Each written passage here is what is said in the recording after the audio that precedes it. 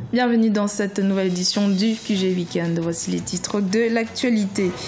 L'activiste franco-béninois Kémi Séba sera jugé mardi 29 août à Dakar au Sénégal. Il lui est reproché d'avoir brûlé un billet de 5 000 francs CFA lors d'un rassemblement le 19 août à Dakar, un acte protestataire qui pourrait lui valoir une peine de 5 à 10 ans de prison. À la rencontre d'un nouveau membre du Parlement ougandais, personnage atypique puisque Bobby Wine, que l'on surnomme le président du ghetto, est un artiste-chanteur. Et puis le gouvernement tunisien ambitionne d'intégrer la communauté économique des États de l'Afrique de l'Ouest d'ici la fin de l'année 2017. Le pays souhaite ainsi implémenter une véritable coopération avec l'Afrique subsaharienne. Le président de l'ONG Urgence panafricaniste Kémi Séba séjourne depuis le 25 août à la prison centrale de Rebeuss à Dakar.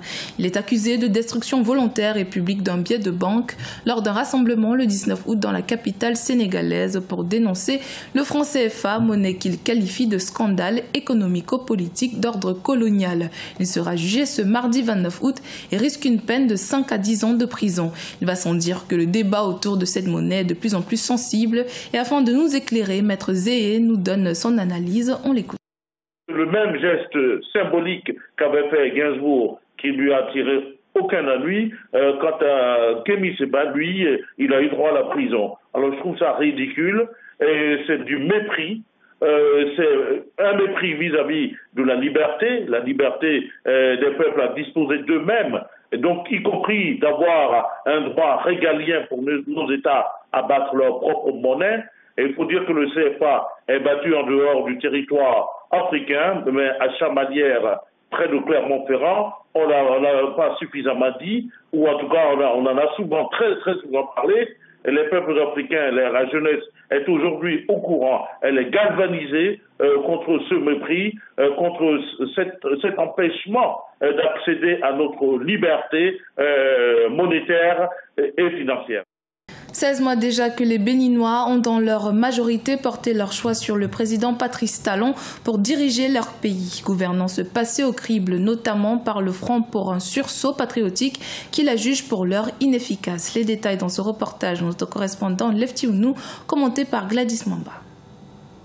Au Bénin, les 16 mois de gouvernance du président Patrice Talon alimentent les débats. Dans la démarche de l'amélioration des conditions de vie des populations, le gouvernement de Patrice Talon a entrepris durant ces 15 derniers mois plusieurs réformes et s'est engagé sur de nombreux chantiers dans les secteurs vitaux pour la relance de l'économie du pays. Au nombre de ces chantiers figurent la fourniture et la distribution de l'eau et de l'énergie électrique, la mise en place du projet phare du programme d'action du gouvernement dans le domaine social, l'assurance pour le renforcement du capital humain, Arche, d'un coût global de plus de 300 milliards de francs CFA, la relance des microcrédits aux plus pauvres.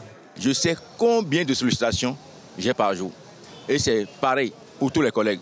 Je crois qu'il urge que les dirigeants puissent écouter le peuple, puissent travailler pour le peuple et non travailler pour eux-mêmes, pour que le bien vivre puisse revenir, que les gens soient heureux d'être dans leur pays.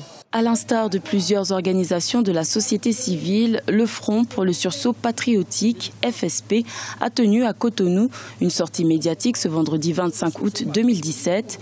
Cette conférence de presse s'est axée sur la situation sociopolitique du pays. Le Front pour le sursaut patriotique, FSP, appelle à la tenue des États généraux du peuple en vue de l'instauration d'un gouvernement patriotique. La première proposition, c'est la réunion des États généraux. À la suite de ça, la plateforme, la charte du Front a montré ce que ces États généraux-là, les problèmes auxquels ces États généraux, les problèmes auxquels les États généraux doivent trouver des solutions. Il est clair qu'il faut éradiquer la mauvaise gestion. Il faut éradiquer l'impunité. Le Front pour le sursaut patriotique FSP entend s'investir davantage pour l'effectivité de l'organisation des États généraux.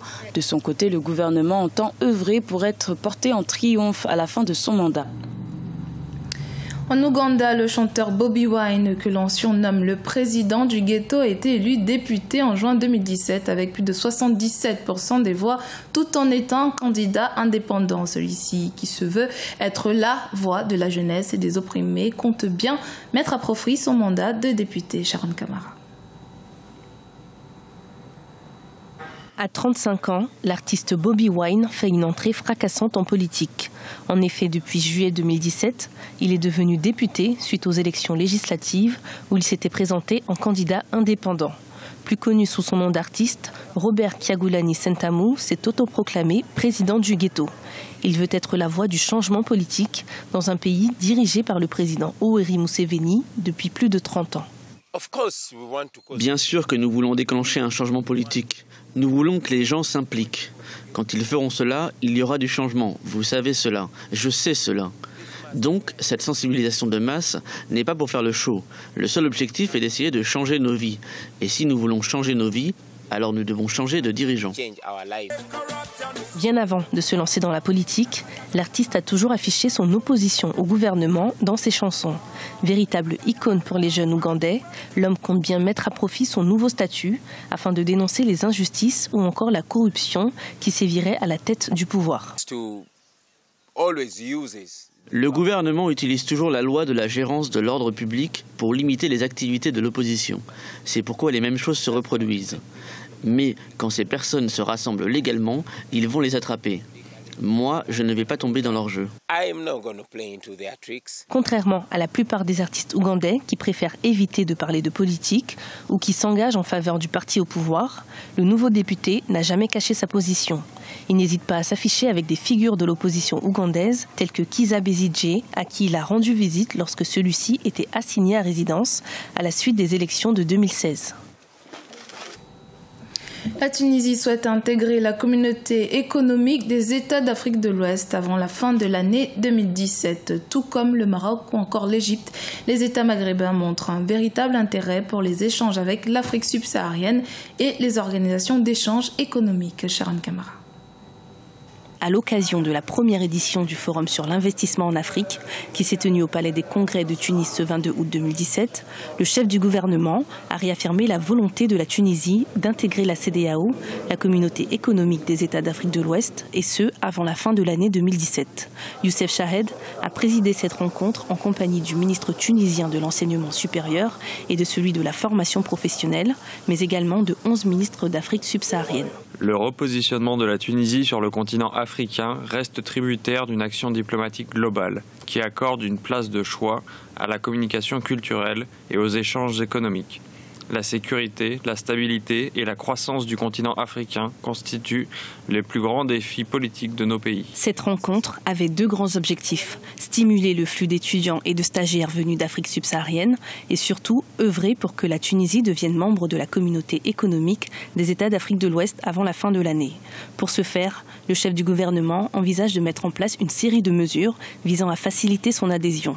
Parmi celles-ci, l'ouverture d'ambassades tunisiennes à Ouagadougou et à Nairobi et la facilitation des démarches administratives pour les étudiants subsahariens souhaitant intégrer une université tunisienne.